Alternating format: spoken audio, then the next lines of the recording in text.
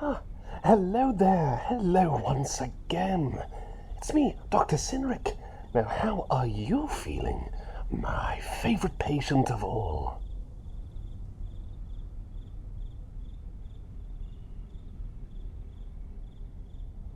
Ah, your honesty is always refreshing. Thank you for letting me know. Well, today, honestly, I kind of need your help here. I really could do with a bit of an intervention for my research.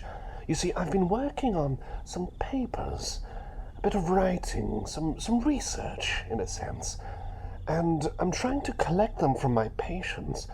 Of course, it's a little bit tricky because some people get a bit confused and aren't too sure why I have to ask such things. Well, I'm afraid it's a doctor-patient confidentiality. I can't go into details as to who asked these things, or what the papers are for exactly, what I'm specifically researching. I can't quite remember off the top of my head, but I'm sure I'll remember it down the line. Nevertheless, what I could do from you is just to have some answers, really. I've got a selection of questions here that I would love to ask you, but only if you're okay with that. How does that sound? Are you okay with participating in my research?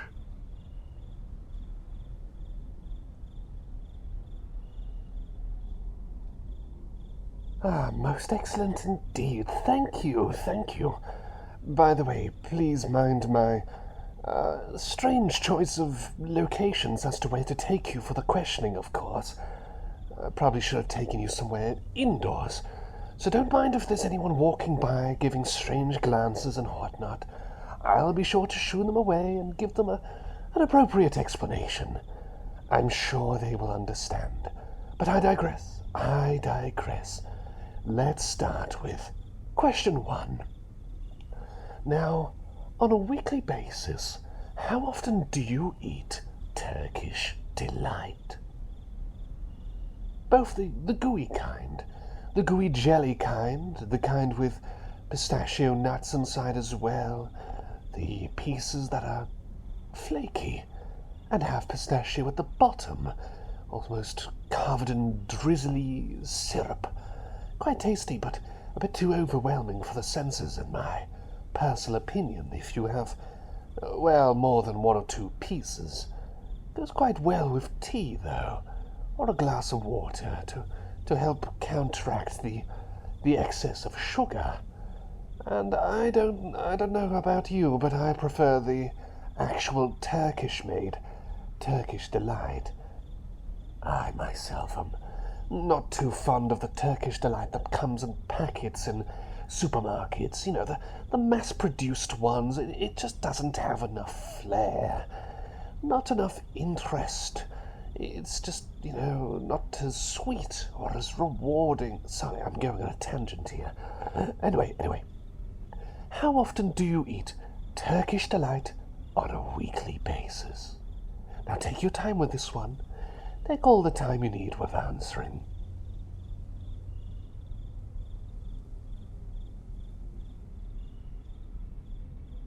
Really? Well, you don't say. Well, let's make a note of that. Thank you very much for your honesty. Didn't want you to butter me up with a lovely answer like, oh, I eat 10 pieces a day, just to put a smile on my face. Anyway, let's make a note of that.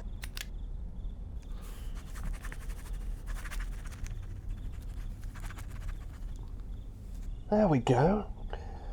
Right, question 2. Which would you rather have as a pet if you were living in the African savannah? Now, the choices here are a lion, a hippo, a gazelle, a zebra, or a really grumpy sort of hippo, but with one of those cowboy hats that looks like a zebra. You know the ones I mean. You've probably been in those fancy dress shops where they have cowboy hats, and they have zebra hats.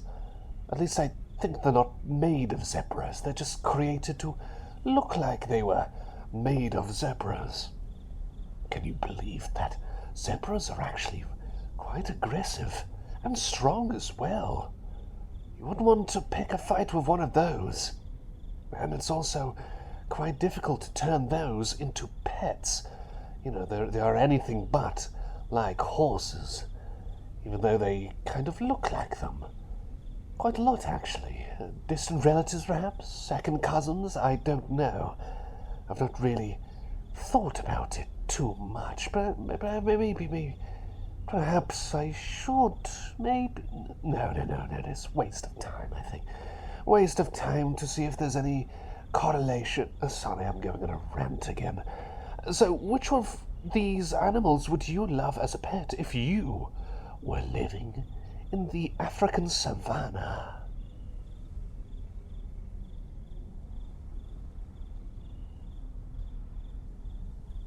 Oh, I see. Well, I'm absolutely making a note of that. Here we go.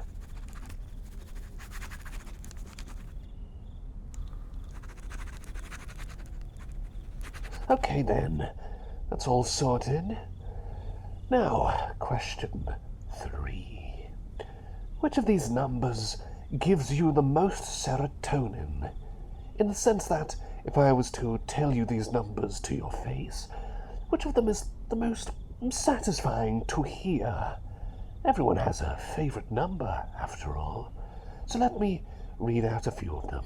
There's 7, 25, 52, 101, 222, or 990.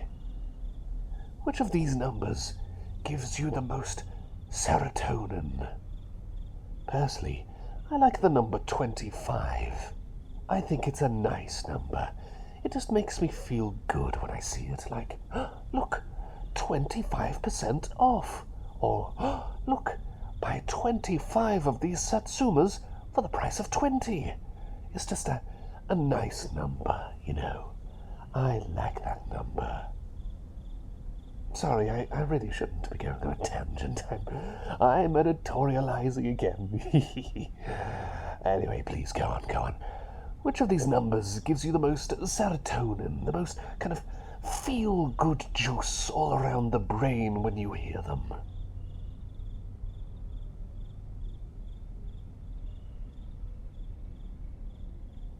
My, that's an interesting choice. I'm certainly writing that down. It's always interesting picking your brains on such questions. Here we go then.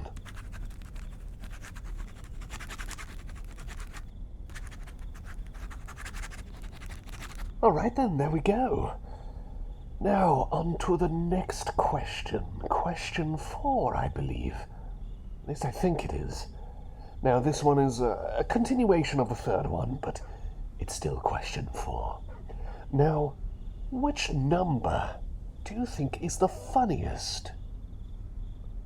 You know, funny numbers, things like, just numbers that kind of makes you laugh when you hear them in jokes or comedy sketches or anything like that, really. Which is the funniest to you? Now, I'm going to be quite broad with this one. You can pick any number you like, any number that makes you laugh or perhaps giggle a bit. Personally, I think the funniest number is 2. I am laughing at it already. 2. It's a funny number to me because you could have, for example, someone saying, oh, I sold 99 beds today, and someone in response says, how many did you sell really? And then they say in a really droopy voice, 2. It's funny to me. That's a funny number. Yeah. I should write a comedy show. I should write a comedy show where the punchline is 2. That would make me laugh.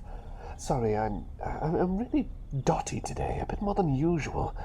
So, what numbers would you consider to be funny numbers? Any numbers that would make you laugh? Go ahead now. There's no rush, of course. No rush for giving an answer.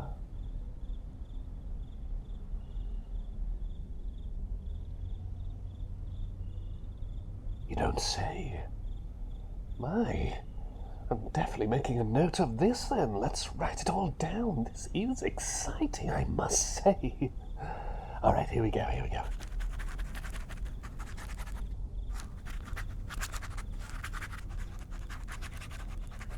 Rightio then, that's all sorted. Now for the final question. So, question 5. How often do you play video games that do not require you to look at the screen? Because you know how video game consoles, they require you to look at a television set, or perhaps a monitor that is connected to the controller. Things like that. I've been curious to know, why is it that there's so much interest in staring at the screen? What if someone makes a video game where you don't look at the screen? Maybe that's the objective. But I realized that, well, maybe there have been kind of, games like that. I'm not the best at video game knowledge, just kind of plucking these things from my head. I know, of course, the little basic stuff, like how the elf princess is Link and the player is Zelda and the green plumber is Mario and things like that. It's basic level, surface level stuff. But still, I wanted to ask you about this. Again, I'm sorry for rambling. My brain's just not in the right place today. Sorry, go ahead now. Which games come to mind? Video games that don't require you to look at a monitor or TV screen. Do they exist? I don't know. Perhaps you could tell me if you've played any at all.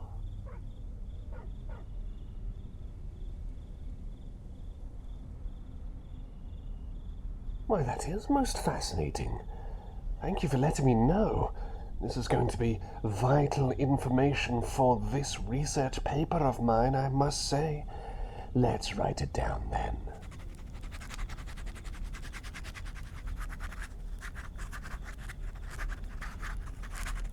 Excellent. All done. That's all the questions for now. I can always drop by again if I have any more, but this should do for now.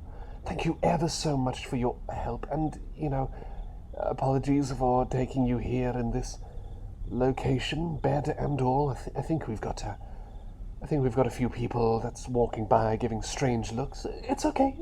Everything's all right, folks. Don't mind us. It's for a research paper.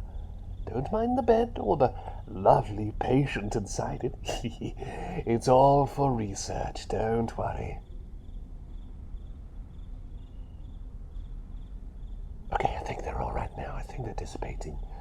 Well, let's get you to bed nonetheless. Now, close your eyes, sink into your pillow, while I make soothing sounds for you. Soothing sounds. Soothing sounds. Ooh. Ooh.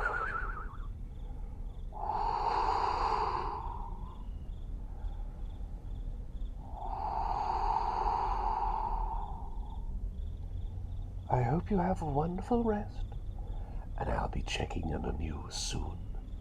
Thank you for all your help, and good old Dr. Cyneric here will be seeing you again, my most favorite patient of all.